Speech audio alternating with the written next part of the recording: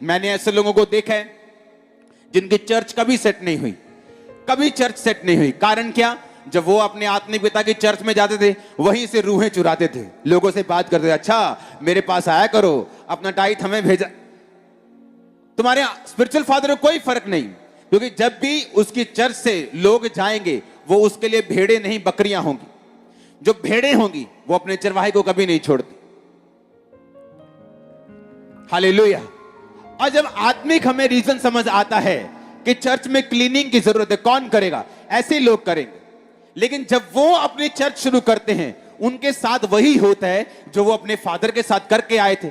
फिर वो बड़ी प्रार्थना करते हैं, बड़ी बड़ी प्रार्थना करते हैं, 40 रोजे रख रख के सूख जाते हैं, तब भी परमेश्वर सुनता नहीं, क्योंकि उस चीज का प्रायश्चित नहीं किया गया, उस चीज को सेटल नहीं किया गया, उस चीज की माफी नहीं मांगी गई, उस चीज के लिए प्रायश्चित नहीं किया गया, तो वो चीज कभी भी सेट नहीं होगी। वहां पर दाऊद ने ये नहीं कहा सब रोजे रख लो 40-40, प्रार्थना नहीं, प्रार्थना में रहेंगे, खुदा से मांगेंगे, ओ प्रभु जी आए, जो लोग करते हैं। अच्छा यार, रो रो के प्रार्थना कर रहे हो, क्या हुआ? मेरा काम नहीं हो रहा। अच्छा यार, तुम तो वही था ना जो तुमने चोरी की थी। हाँ जी पाजी, की थी चोरी। प्रायश्चित किया था? नहीं, तो प्रार्थना किसी काम नहीं आएगी। दाऊद ने वहां पर प्रार्थना ने प्रायश्चित किया। गिबोनियों को बुला के पूछा, मैं क्या करूं भाई साहब? उन्होंने कहा, हम तुझे मारना नहीं चाहते, ना इजराइलियों पर कोई काम ऐसा हो हम चाहते हैं, लेकिन इसके वंश के 7 लोग हमें दे दो। उन्होंने दे दिए। जैसे ही वो खत्म हुए, परमेश्वर ने आकाश खोल दिया।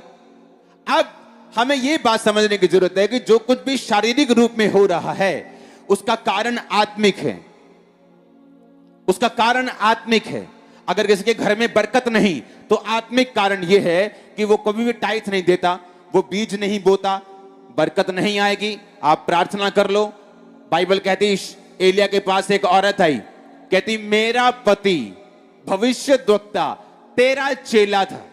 इमेजिन करो, अलीशा ऐसा व्यक्ति था जिसकी हड्डियों से मुर्दा, अलीशा की हड्डियों से मुर्दा जाग गया था।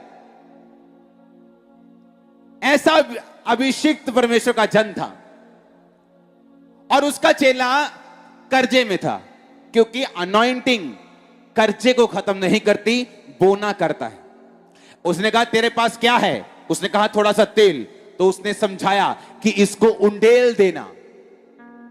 जब तू उंडेल देगी, जब तू दे देगी, जब तू उसे पॉर आउट कर देगी, तो परमेश्वर उसे बढ़ाएगा। सारपत की विधवा के साथ क्या हुआ? उसने कहा मेरे पास एक कुप्पी तेल, एक मुट्ठी रोटी है, बस कुछ नहीं, हम खा के मरने वाले हैं। उसने कहा ऐसा करिए, मुझे दे। उसने जब वो बो दिया, परमेश्वर ने उसको दिया। जब कारण समझ आएगा, आत्मिक कारण क्या है, उस गरीबी का, उस अकाल का, उस फेमिन का, उस बीमारी का, उस कलेश का। कई लोगों को आदत है घरों में लड़ाइयां डालने की। सास को आदत है कि अपने बेटे के कान भरी जाने, भरी जाने, भरी जाने। क्या तुम चाहती हो तुम्हारा बेटा उसे तलाक दे दे? नहीं। तो फिर कान भरने का क्या फायदा? वही चीजें तुम्हारी बीमारी बन के आ रही, वही चीजें तुम्हारी बेचैनी बन के आ रही, क्योंकि जो तुम बो रहे हो वो तुम काट रहे हो, और तुम्हारे जो जीवन में चल रहा है उसका एक आत्मिक कारण है। अगर नहीं ढूंढोगे, रेक्टिफाई नहीं करोगे, उसे क्लीन नहीं करोगे, उसे साफ नहीं करोगे, उसे मिटाओगे नहीं, वो चीजें बनी रहेंगी। यूसुफ के टाइम में 7 साल तक अकाल चला।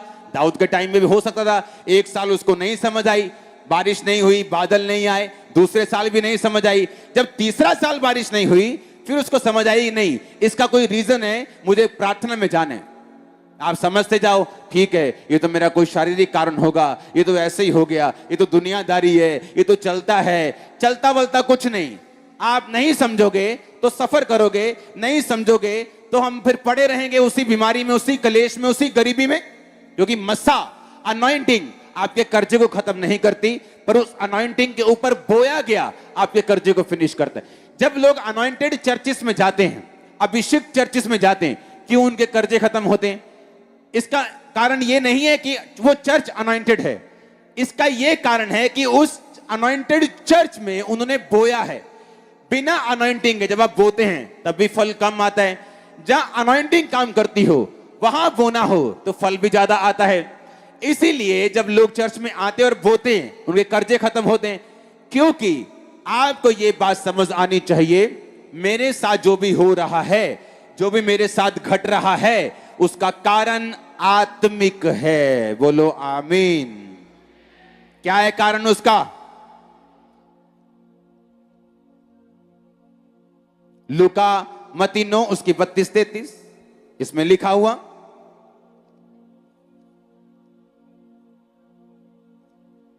इसमें लिखा, जब वो बाहर आ रहे थे तो देखो लोग एक गूंगे को जिसमें दुष्ट आत्मा थी उसके पास लाए, और जब दुष्ट आत्मा निकाल दी गई तो गूंगा बोलने लगा।